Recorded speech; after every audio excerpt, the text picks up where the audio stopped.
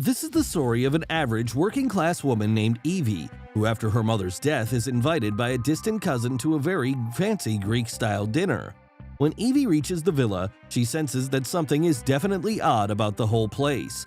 Keep watching if you want to find out whether Evie's suspicions about that place will prove right or wrong. Welcome to Movie Recall. In today's video, we will be going through the 2022 movie The Invitation. It's time to recall. Let's get started. Turn on subtitles and spoilers ahead.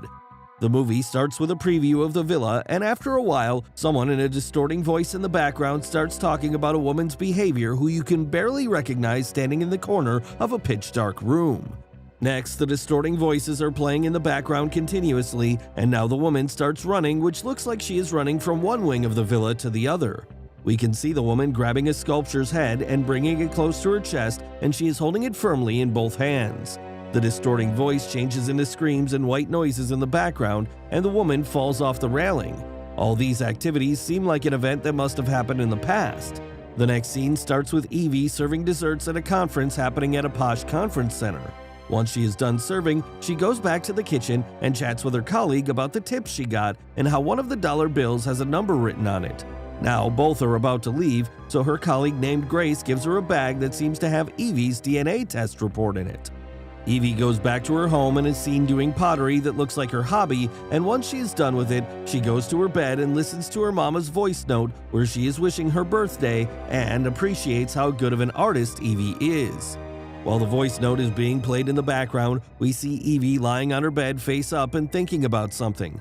Next, she opens her laptop and watches an advertisement about a match finder which goes like, if you want to know your results, all you need to do is this: send your DNA test report in the mail and get the results you are looking for. The very next morning, Evie goes to the mailbox and drops her DNA results. In the evening, while she is in the room chatting with Grace, Evie receives an email stating that there is some cousin of Evie whose profile matches based on their DNA. And along with the match, there is a personalized message saying her newly found cousin named Oliver will be in New York in the coming week and looks forward to having a chat over coffee. Though Grace insists on not trusting the results of their match and refrains Evie from going out to meet a complete stranger. The next scene opens with Evie meeting her cousin Oliver in a restaurant, and after a formal introduction and some small talks, Oliver invites Evie to the wedding party of their supposedly mutual cousin. After showing a bit of reluctance, Evie agrees. Next, we see Evie leaving the airport while she is on the phone with her friend Grace, and as soon as she reaches the arrivals, Oliver is already there to receive her. Evie gets a warm hug from Oliver, and then they leave for the wedding party venue. As they reach the venue, which is in fact a magnificent mansion, Evie is appraising the mansion after getting out of her Rolls Royce. Housemates are coming in. Still in awe of the mansion, Evie takes a step back and accidentally hits one of the housemaids who is carrying wine glasses. Soon, a man in a suit reaches the scene, who is also the butler of the house, and starts lecturing the housemaid, to which Evie defends, saying it is her fault. Though adamant about the fact that it's the maid's mistake, keeps on lecturing, to which Evie gives him a shut-up call for his snarky behavior. While all this is going on, a man named Walter intervenes and asks them to clear the fuss. A formal session of introduction between Walter and Evie begins, and while they are at it, Oliver comes in and introduces Evie and Walter to each other. In the next scene, we see Evie being guided to her room by the same butler who was lecturing the maids. As soon as Evie enters the mansion and looks around the hallway, she is startled by the interior decoration. Then the butler introduces Evie to the housemaid named Mrs. Swift, who then takes Evie to her room, which is much better than her expectations. Mrs. Swift asks Evie if the room is fine, and then tells her about a ringer that she can use to call in the maid if she needs any services.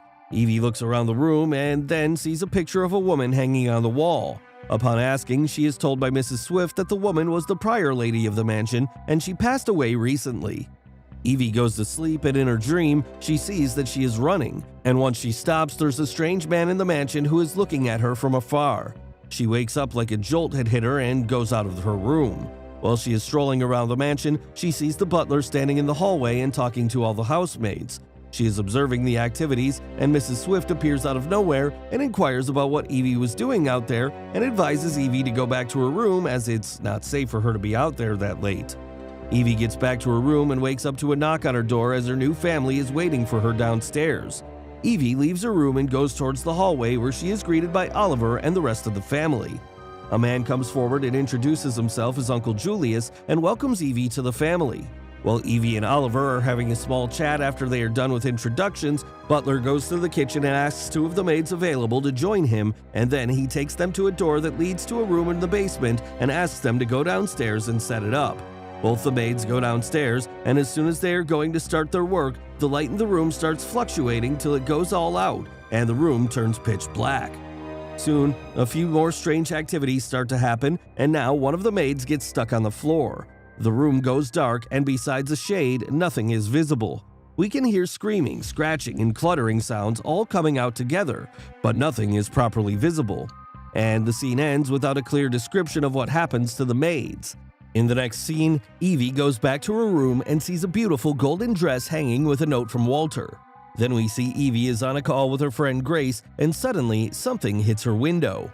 In the evening, Evie goes to the wedding party where she meets the bridesmaids named Victoria and Lucy, who are already familiar with who Evie is. After they had a small chit-chat, Walter arrives at the party where his arrival is announced as he is also a lord. Walter then reaches out to Evie, who is standing in the corner around the bar, and he takes her hand, which is a surprise for her, and so upon her inquiring, she comes to know that he is the Lord, so everyone expects his first dance of the evening. Both started dancing in the middle of the floor. Meanwhile, both of them are engaged in some intimate talks. Soon after, Walter takes her hand and takes her to a big room that looks like an annex to the mansion. There, they stay a talk about how all the orphan cousins end up in one place. A few more conversations took place, such as Evie asking Lord if he feels bored at this secluded mansion. In all these conversations, both of them are leaning on a table corner, and in the background noise of fireworks, they start kissing. In the next scene, we see the Lord greeting all the attendees of the party and having a chat with Victoria about his personal experience with Evie. Next, we see Evie sleeping in her bed while the dubious things start to happen. We can see curtains moving due to the wind and whispers of Evie echoing across the room. Evie wakes up and is scared by all the events happening around her, and as soon as she looks up, she sees a hand sticking up the window pane. She gets on the ground where she can see visible shadows on the walls, but suddenly Walter appears out of nowhere and calms her down. Walter asks Evie if he could stay in her room for the night if she is afraid to sleep alone, and so they share the bed for the night. Evie jumps in between a chitter-chatter with the Lord and wakes up to Victoria and Lucy bombarding her room with a robe in Victoria's hand. Upon asking, Lucy tells Evie that it's a spa day, so she should come along. In the spa room, while Lucy and Evie are having their manicure, Victoria dives into the pool, and a weird question and answer session starts between Evie and Victoria with a very strange transitioning effect. Evie gets frustrated due to her questions and moves her hand, and because of that, a cuticle pusher injures her finger. She tries to leave the spa immediately, but Victoria jumps out of the pool and forcefully licks the blood on Evie's finger.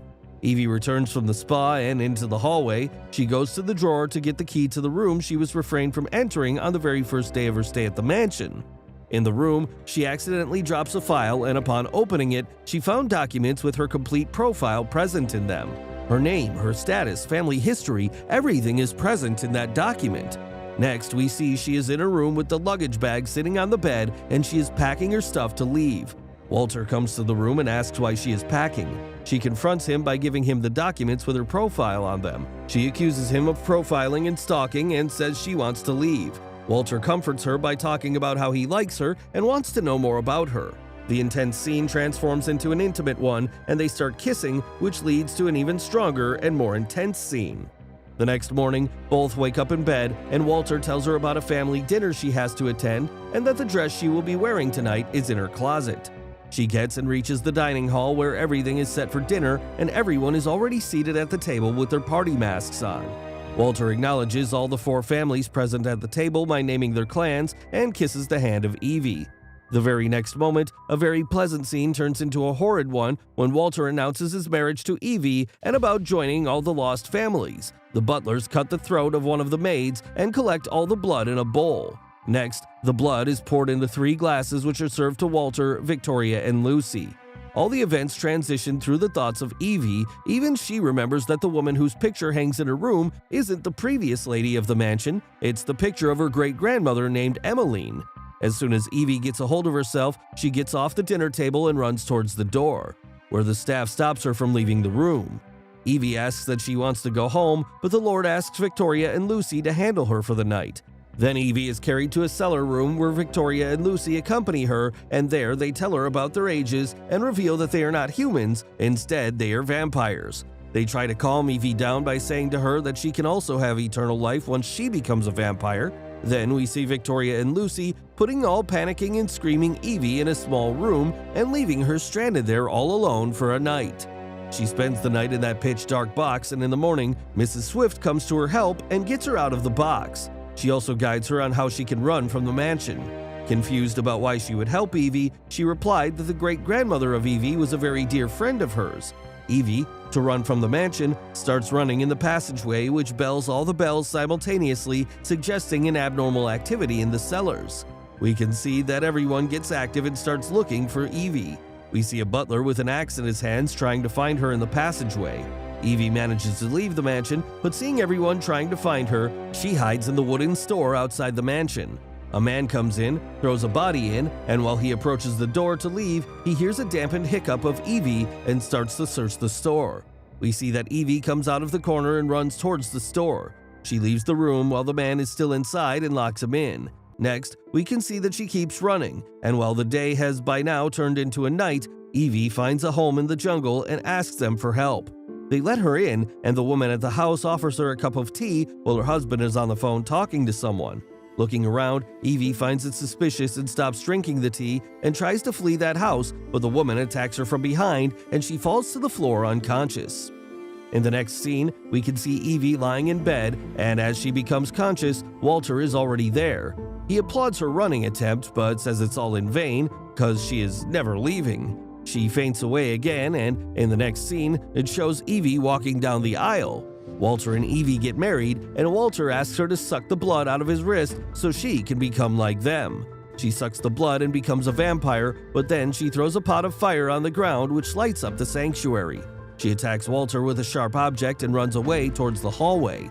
There, she gets into a fight with Victoria, and after Evie kills her with the help of Lucy, and after killing Butler, she runs back into the sanctuary and pushes Walter into the fire. The last scene of the movie shows Evie getting back to New York, and both she and her friend Grace can be seen entering the new outlet opened by Evie. This is where the movie ends. Thanks for watching. Please like, subscribe, and click the bell icon to get new movie recaps.